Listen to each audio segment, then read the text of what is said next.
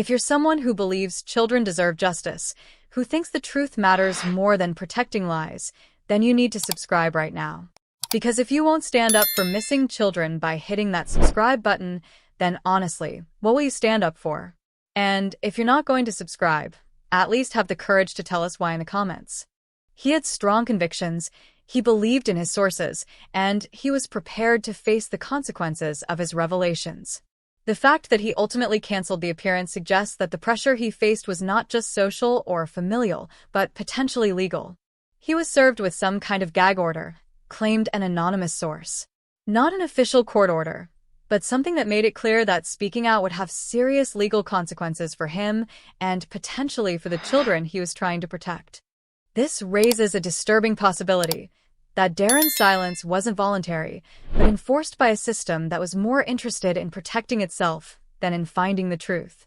If legal threats were used to silence him, if his potential revelations were so dangerous that they had to be suppressed, then what he knew was either incredibly valuable or incredibly destructive. The timing of these alleged threats is also significant. They came not just as Darren was preparing to speak, but as public pressure for answers was reaching a crescendo. The longer the search went on, the more questions were being asked, the more people were beginning to suspect that something wasn't right about the official narrative. If Darren's appearance had gone forward, if he had revealed his sources and provided his evidence, then the entire case would have been blown wide open. But his silence ensured that the questions would continue to multiply, that the speculation would continue to grow, and that the truth would remain buried under layers of legal complexity and jurisdictional confusion. But here's where the story takes an even more dramatic turn. While Darren was being pressured to remain silent, another family member was preparing to break their own silence in a way that would be equally explosive. Janie, Daniel's mother, the woman who had made that crucial 1:30 a.m. call to police, was reportedly preparing to give her own interview. And what she was prepared to reveal would either confirm Darren's claims or expose them as elaborate fantasy. Janie had reached her breaking point, revealed someone close to the family. The harassment, the threats, the constant pressure to maintain a story that she wasn't sure she believed anymore. She was ready to tell the truth, whatever that truth might be. The prospect of Janie's testimony was terrifying for everyone involved. If she confirmed that the children were alive and hidden, if she revealed details about the family's coordination with Indigenous Child Services, if she exposed the legal strategy that had been used to protect the children, then the entire case would collapse. But if she contradicted Darren's claims, if she revealed that his sources were unreliable, if she exposed him as a well-meaning but misguided family member who had been spreading false hope, then the family would be destroyed by their own contradictions. The legal implications were equally complex. If Janie testified that she had been part of a deception, if she revealed that her call to police had been part of a coordinated plan to hide the children, then she would be confessing to obstruction of justice, conspiracy, and potentially accessory to kidnapping. But if she maintained the official story, if she stuck to the narrative that the children had simply vanished, then she would be contradicting family members who were claiming to know the truth, creating a web of inconsistencies that would be impossible to maintain. The pressure on Janie was immense. She was being pulled in multiple directions by family members who wanted her to stay silent, by investigators who wanted her to tell the truth, by the media who wanted her to provide answers, and by her own conscience, which was struggling with the weight of what she knew. She was terrified, recalled someone who spoke with her during this period, not just of the legal consequences, but of the impact on the children. She kept saying that whatever happened, whatever she decided to do, it had to be what was best for Lily and Jack. This concern for the children's welfare was either genuine compassion or calculated manipulation, depending on your perspective. If Janie truly believed that the children were safer hidden than exposed, then her silence was an act of love. But if she was using concern for their welfare to justify a deception that was causing immense public suffering, then her silence was an act of cruelty. The media circus that was building around the case was becoming increasingly intense. Every day brought new theories, new accusations, new demands for answers. The family was being scrutinized from every angle, their every statement analyzed, their every action questioned. In this environment, both Darren and Janie faced an impossible choice. They could speak out and potentially destroy everything they had worked to protect, or they could remain silent and watch as the speculation and accusations continued to grow. The decision they made would determine not just their own fate, but the fate of two children whose lives had become the center of a national obsession. The pressure was so intense that something had to give. Someone had to break. Someone had to tell the truth. But as we'll discover, the truth that emerged would be far more complex and disturbing than anyone could have imagined. Because while the family battled over what to reveal and what to conceal, the real forces controlling this case were operating in shadows so deep that even the family themselves might not have understood what they were really part of. The media gamble that Darren and Janie faced wasn't just about whether to speak or stay silent. It was about whether to expose a system that was so complex, so politically sensitive, so legally dangerous that it might have been designed to ensure that the truth could never fully emerge. And the people who designed that system were about to reveal just how far they were willing to go to protect their secrets. What if I told you that the disappearance of two children in Nova Scotia was being shaped by events that happened 30 years ago and 1,500 kilometers away? That the RCMP's cautious, seemingly ineffective response to the Sullivan case wasn't incompetence, but a calculated strategy designed to avoid repeating one of the most traumatic confrontations in Canadian history? To understand why this case was handled so delicately, why certain reserves weren't searched, why the investigation seemed to stall at crucial moments, we need to travel back to July 1990 to a place called Oka, Quebec, where a dispute over a golf course expansion would explode into a 78-day armed standoff that would forever change how Canadian authorities deal with Indigenous communities. The Oka crisis began as a simple land dispute. The town of Oka wanted to expand a golf course onto land that the Mohawk people considered sacred. When negotiations failed, Mohawk warriors erected barricades to protect their territory. The Quebec provincial police attempted to dismantle the barricades, leading to a shootout that left one officer dead and several wounded. What followed was a siege that captivated the nation and horrified the world. Armed Mohawk warriors faced off against Canadian military forces. Razor wire and concrete barriers divided communities. But first, if you believe children's lives matter, if you think the truth deserves to be heard, then prove it. Subscribe now. Because every subscriber is a voice demanding justice for Jack and Lily Sullivan. International media captured images of Canadian soldiers pointing weapons at Indigenous children. The standoff lasted 78 days and ended with the storming of the barricades, mass arrests, and a legacy of trauma that continues to shape Indigenous Canadian relations today. But here's the crucial connection to the Sullivan case. The Oka crisis demonstrated that Indigenous communities were willing to use armed resistance to protect what they considered their sovereign rights. And more importantly, it showed that Canadian authorities were terrified of provoking another such confrontation. After Oka, the RCMP approach to Indigenous issues changed completely, explained a former officer who worked during both crises. We were trained to de-escalate, to avoid confrontation, to work through channels rather than force our way in. The last thing anyone wanted was another armed standoff. This new approach had profound implications for how the RCMP handled the Sullivan case. If the children were indeed hidden on a reserve, if they were being protected by Indigenous Child Services, if the community was willing to resist Canadian authority to keep them safe, then any aggressive investigation could trigger exactly the kind of confrontation that the RCMP had been trained to avoid. The political calculations were complex and terrifying. If the RCMP forced their way onto reserves, if they demanded access to children who were being protected by Indigenous authorities, if they provoked a confrontation that led to violence, then the government would face a crisis that could destabilize the entire country. The reserves they wouldn't search weren't avoided because of jurisdictional issues, revealed a source with knowledge of the investigation. They were avoided because of political calculations. The RCMP knew that forcing their way onto certain reserves could trigger a response that would make Oka look like a minor disagreement. This political paralysis created the perfect hiding place for anyone who understood the system. If you wanted to make something disappear, if you wanted to put it beyond the reach of Canadian law enforcement, if you wanted to ensure that authorities couldn't touch it without risking a national crisis, then certain reserves became untouchable sanctuaries. But here's what makes this political calculation so sinister. It meant that the search for Lily and Jack was being limited not by evidence or legal constraints, but by the government's fear of indigenous resistance. Areas that should have been searched weren't searched. Questions that should have been asked weren't asked. Leads that should have been followed weren't followed. The children's safety was being subordinated to political stability. Their welfare was being sacrificed to avoid confrontations that might embarrass the government or reignite historical tensions. There were reserves that everyone knew should be searched, revealed the same source. Places where the children could easily be hidden, communities that had the resources and motivation to protect them. But the orders came down from above.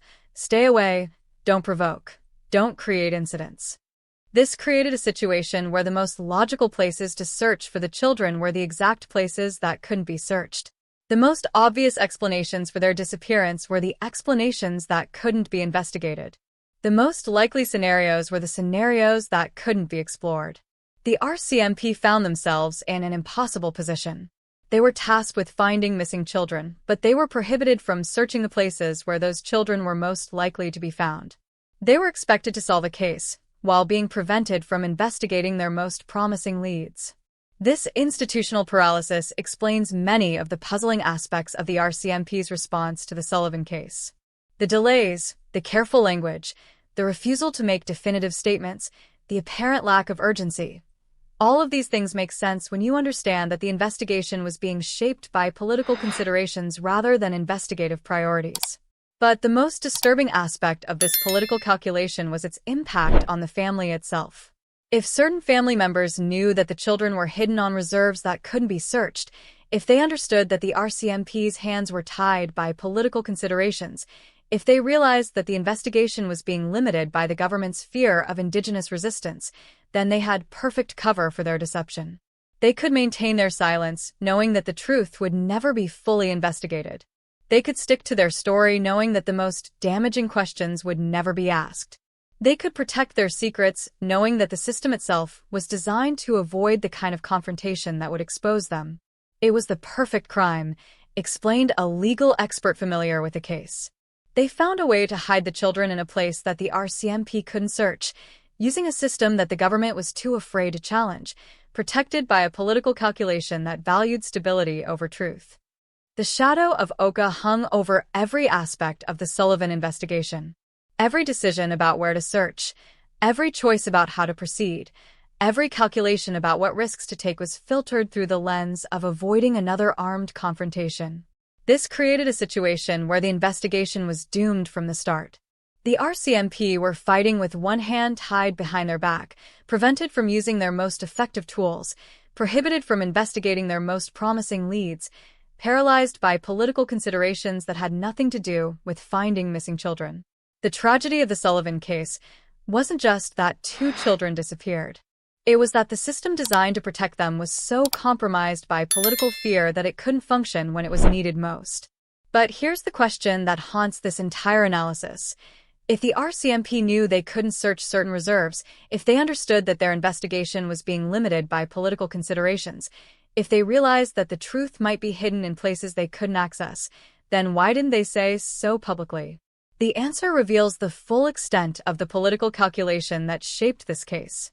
Admitting that the investigation was being limited by political considerations would have been tantamount to admitting that Canadian sovereignty was a fiction, that there were places within Canada where Canadian law didn't apply, that the government's authority was subordinate to Indigenous resistance. This admission would have triggered the exact kind of constitutional crisis that the government was trying to avoid. It would have forced a confrontation over sovereignty that could have destabilized the entire country. It would have exposed the fundamental weakness of a system that claimed authority it couldn't exercise. So the RCMP stayed silent. The investigation remained limited, and the truth remained hidden behind a wall of political calculation that may have been impenetrable by design. The children's disappearance had revealed a flaw in the system so fundamental that acknowledging it would have required rebuilding the entire relationship between Indigenous and Canadian authority. Rather than face that challenge, the system chose to sacrifice the truth. If you're someone who believes children deserve justice, who thinks the truth matters more than protecting lies, then you need to subscribe right now. Because if you won't stand up for missing children by hitting that subscribe button, then honestly, what will you stand up for? And if you're not going to subscribe, at least have the courage to tell us why in the comments. But as we'll discover, this sacrifice came at a cost that extended far beyond one family's tragedy. It created a web of deception so complex that even those who were supposedly controlling it may have lost track of what was real and what was performance, what was truth, and what was necessary fiction. The shadow of Oka didn't just limit the investigation. It transformed it into something entirely different, something that was more about protecting political stability than finding missing children. And in that transformation, 2 innocent children became pawns in a game they never chose to play, victims of a system that was more concerned with avoiding confrontation than with discovering truth. As the investigation continued to be shaped by these political calculations, as the search remained limited by fears that had nothing to do with the case itself, one fundamental question remained. In a system so paralyzed by political fear, so compromised by jurisdictional complexity, so limited by historical trauma, was it even possible to find the truth? The answer to that question would determine not just the fate of Lily and Jack Sullivan, but the future of justice in a country where political considerations had become more important than the welfare of its most vulnerable citizens. After months of investigation, after countless interviews, after analyzing every claim and examining every theory, we find ourselves standing at the center of a web so complex that it's impossible to determine where truth ends and deception begins. The case of Lily and Jack Sullivan has become something far more than a missing persons investigation. It has become a mirror reflecting the deepest fractures in Canadian society. Let's step back and examine what we actually know, what we can prove, and what remains trapped in the shadows of speculation and political calculation. The facts are stark and undeniable. 2 children vanished without a trace. Their mother maintained a silence that seemed inhuman in its completeness. A massive search operation found nothing. A family fractured under the weight of accusations and counter-accusations. A legal system paralyzed by jurisdictional complexity. And a nation left to wonder whether they had witnessed a tragedy or a masterpiece of deception.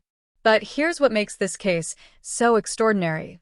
Every single piece of evidence can be interpreted in multiple ways. Every witness statement supports multiple theories. Every legal strategy could be protecting innocence or concealing guilt. Every silence could be the result of trauma or calculation. Consider Malaya's behavior. Her refusal to speak publicly, her lack of visible emotion, her obstruction of search efforts. These actions could be evidence of guilt, or they could be evidence of someone following legal advice to protect herself and her children from a system she didn't trust. If Malaya truly believed that speaking out would endanger her children, that cooperating with authorities would expose them to harm, that maintaining her silence was the only way to keep them safe, then her behavior makes perfect sense. She wasn't concealing a crime. She was protecting her family. But if Malaya knew exactly where her children were, if she had orchestrated their disappearance, if she was using Indigenous sovereignty as a shield to hide her deception, then her behavior was a masterclass in manipulation that used her own maternal instincts as weapons against the truth. The evidence supports both interpretations. The psychological profile fits both scenarios. The legal strategy makes sense under both theories. We are left with a woman who is either the victim of an impossible situation or the architect of an elaborate deception. Now consider the role of Michael MacDonald, the mysterious lawyer whose very existence in this case has been whispered about but never confirmed. If he was indeed Malaya's legal representative, if he was coordinating her silence, if he was using his knowledge of Indigenous law to protect her from Canadian authorities, then his actions could be seen as either brilliant legal strategy or criminal conspiracy.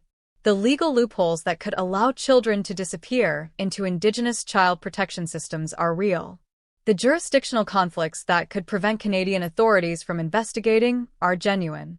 The political calculations that could paralyze law enforcement are documented.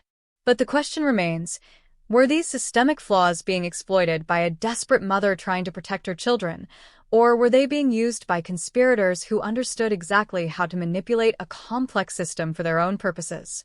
The answer determines whether we're looking at a tragedy or a crime, whether we're witnessing the failure of a system or the success of a deception. Darren Geddes presents perhaps the most complex puzzle in this entire case. His claims about the children being alive, about indigenous protection, about legal battles being fought in secret, these statements were either the revelations of someone with inside knowledge or the fantasies of someone who wanted to believe his family was capable of such sophisticated deception. If Darren was telling the truth, if he had reliable sources, if he knew with 1000% certainty that the children were safe, then his subsequent silence represents either legal intimidation or the recognition that revealing the truth would harm the very people he was trying to protect. But if Darren was spreading false hope, if his sources were unreliable, if his certainty was based on wishful thinking rather than factual knowledge, then his claims represent a cruel deception that gave false hope to a grieving nation while providing cover for whatever really happened to the children.